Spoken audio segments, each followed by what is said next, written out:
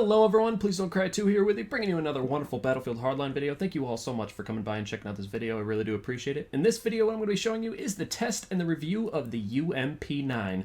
Justin B went ahead and requested this video actually 2 weeks ago, so shout out to Justin B. Thank you so much, man, for your support and for suggesting this video. Sorry it took me so long, but here it is, the UMP-9 test and review.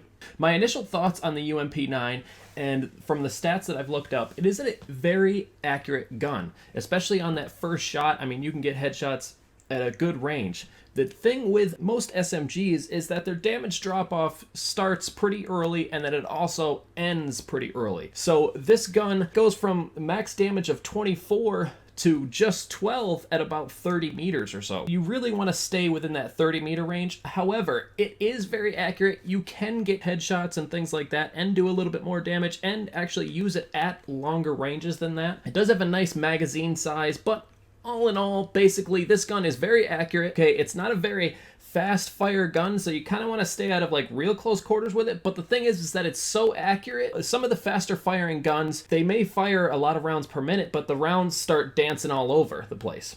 But with this, because it fires slower, it actually fires about as fast as the M12S. I actually did a review of that. So when you're hitting those shots, even though it doesn't fire as many rounds, it's still hitting more shots, so you're getting a good amount of damage in a short amount of time. So let's go ahead and start actually looking into the attachments of this UMP-9. So you have all of the standard sights all the way up until a 4x sight. As far as the secondary attachments, you have your canted iron sight sight, flashlight, tactical light, canted red dot sight, or the laser sight. Great for hip firing. This gun is actually really good for hip firing and things like that, but I don't do much hip firing, so if you guys do, make sure you guys put that laser sight on there. I like to run with the muzzle brake for the barrel attachment, but you have muzzle brake, compensator, flash hider, heavy barrel, and suppressor. It does do well with the suppressor as well, but the thing with this thing is the actual muzzle velocity of this gun is actually quite low. So putting a suppressor on it, it drops it down even further, and then you're running into, you know, if somebody's running or doing anything like that, you have to lead them that much more, and you actually already have to lead them quite a bit because I believe the muzzle velocity of this gun is somewhere around 350 meters per second. So putting a suppressor on there, yes, you can do quite well. You're not going to be on the mini-map, but know that if you're, you know, shooting somebody running, you're going to have to lead them quite a bit, and then also you're going to have a harder time hitting somebody at range. The heavy barrel does help a little bit, but really what that helps with is that vertical climb on it. Do a little bit better at range, but honestly, I really recommend using the muzzle brake on this weapon because the firing is so slow that muzzle brake seems to just keep it on point. On rapid fire, it just seems to be very accurate. So I'm going to go ahead and use this muzzle brake for it. And then as far as grip goes, we don't have a lot of vertical recoil, and we're not going to be tap firing with it too much, and I'm not going to be running around hip firing too much, so the vertical grip isn't really going to help me, so I'm going to stick with this stubby grip for this one. Now, as far as I do say about it, as far as tap firing goes, you can actually tap fire really, really good with this gun. Okay? Depending at the range, depending on where you're trying to hit them. Because the way it fires that first shot is so accurate, and it recovers pretty fast, you can actually just, similar to like the race pistol. If you ever use the race pistol, you could just tap away and at the trigger there, and it's very, you know, very accurate.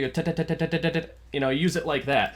Now, as I said before, you really want to get into a little bit closer quarters with this gun, like right about there. That's where it's going to shine.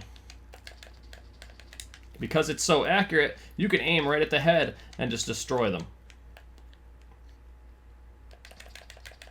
Come on. Come on. Goodbye.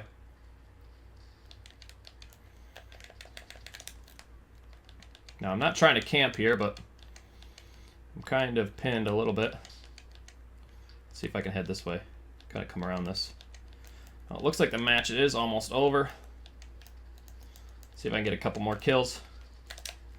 Look at that headshot. It's so accurate. Look at that. Boom. See what I'm saying? That I'm actually... Oh, and I got knifed. That I'm actually using it on rapid fire. So that's pretty much the UMP-9. It's very accurate. I mean, you could use some of the other barrel attachments if you wanted to, but honestly, I recommend the muzzle brake because even on rapid fire, it's going to keep it on point. If you do use the heavy barrel, maybe you might want to do a little bit more of that tapping action that I showed you. Just hammer on that R1 and go to town with it. So thank you guys so much for watching this. I hope you guys did enjoy this review here. The UMP-9 is a wonderful gun. Make sure you guys check it out. Also, another shout out to Justin B. Thank you so much for supporting the channel and going ahead and suggesting this video. This is Please Don't Cry 2 here with you. I'll see you guys in the next one. Have a good one. Bow, bow, bow, bow, bow.